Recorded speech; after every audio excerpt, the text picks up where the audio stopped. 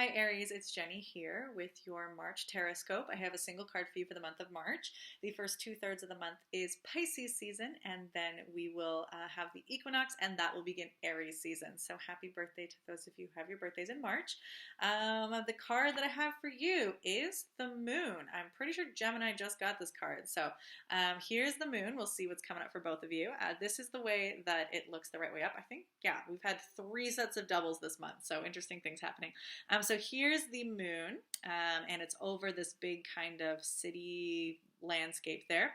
There's some little dogs down here. There's what looks like a kind of lobster here. It's got this big sweeping orange thing, and that's the Moon. So the Moon is a major arcana card, and we're just going to see what it has for you this month. Okay, here we go, Aries. The Moon. Deliverance. The Moon represents the collective unconscious and oceanic feelings. The full moon will lure hidden instincts into the open with the potential to shake us up emotionally. Do not lose courage. Perhaps we are gripped by emotional tension that we can't quite fathom.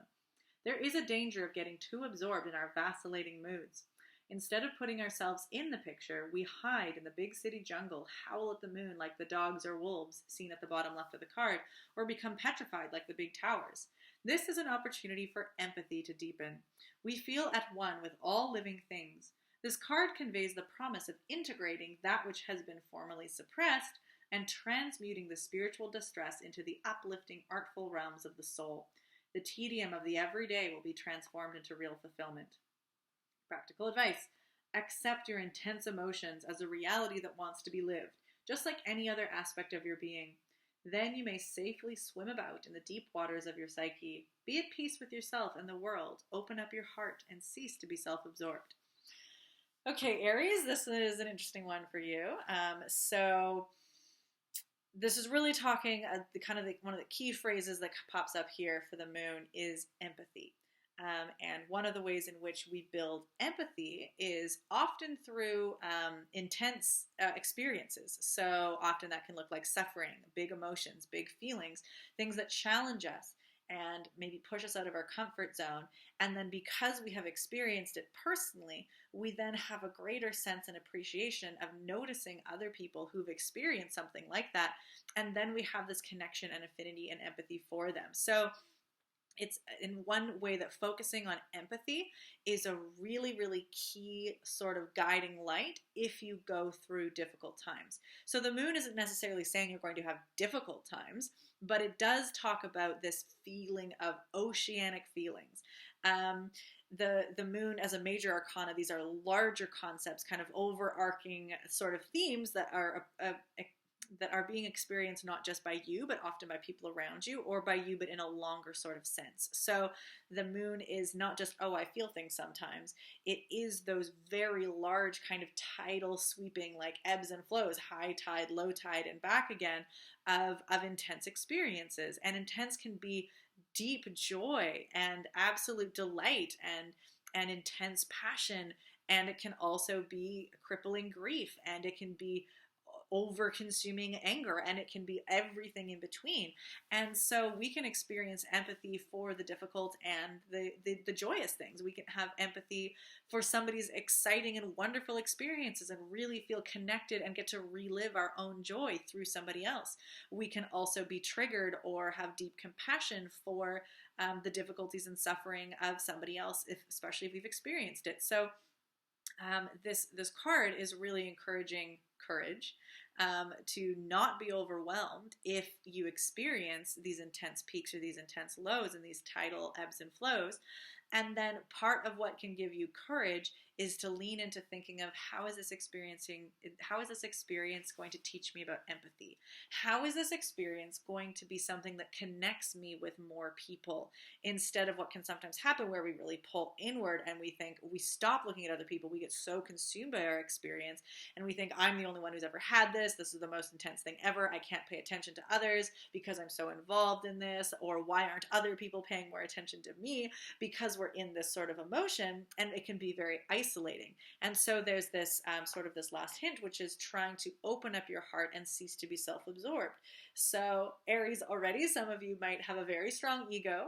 The archetype of Aries is the ego, is the self, is having a very strong sense of the individual, which is really, really critical. It's more important, or not more important, it's the order is important to be aware of yourself and your needs as a being, and then how you can reflect out and pay attention to others' needs as well. So it is good and right to have an ego, and it is very good and right to be able to look at your own needs, but not to stop there, to not be stuck in your own emotional experience and shut down to the world and be self-absorbed. So being kind of healthily self-aware or healthily selfish, where you are clear of your own needs and your own emotions and able to communicate that, is then a skill that then helps you with empathy to apply that exact same thing to somebody else and say, well, if I have these needs, so do they.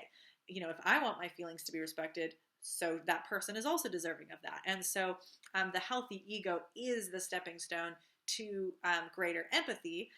There might just be this suggestion to maybe to practice the empathy, which is actually really excellent this season coming, this card coming up right now, because Pisces season, one of the core foundations of Pisces is this deep sensitivity to others, deep emotional sensitivity and awareness, and this great empathy for others. So Pisces already is a season, so this beginning of March, where we tend to be more kind of in the emotional spheres and in the emotional tides of other people.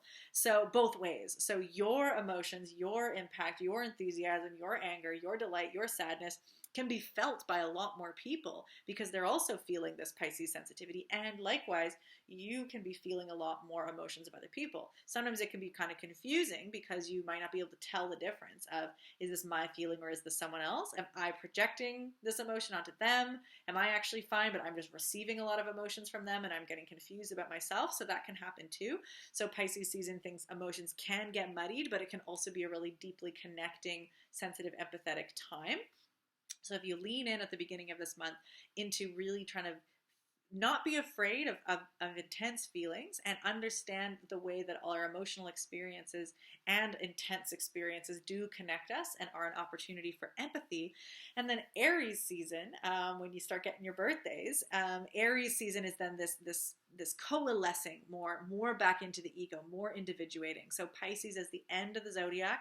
It's the last sign, and it closes out the energetic year.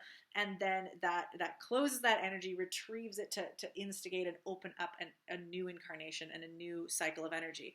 And that incarnation, part of the concept of incarnation is individuating. So Pisces season is kind of this dissolving back up into the collective unconscious, or into the ineffable, or into the spirit realm, or whatever you want to think about, is this dissolving all into oneness. And then Aries season is the coalescing back into individuality. So, which is not then to suddenly be self-absorbed again, because we want to remember, we want to practice what we learned in Pisces season of sensitivity, want to remember what it is to be connected in one, and then have that memory while we are also individuals, to say, I am myself and I am a part of the whole. I am having this experience and that connects me with other people. So I am here as an individual, but I am not alone. So being able to sort of straddle and allow both of those truths to be concurrent, of being connected and being individuated, is part of what we sort of experience at this month. And one thing we can kind of hold in mind at the equinox, the March equinox, when the light and dark of the planet is in balance, we can think about that balance between connectedness and individual nature. The Pisces dissolving, we're all one, and the Aries, I am myself sort of energy, and hold those in balance and hold those as both being true. So that's the invitation for you to play with this month, Aries. Really excited for you. This looks like, this is a lot of really interesting things can come from this as a starting energy to the new year.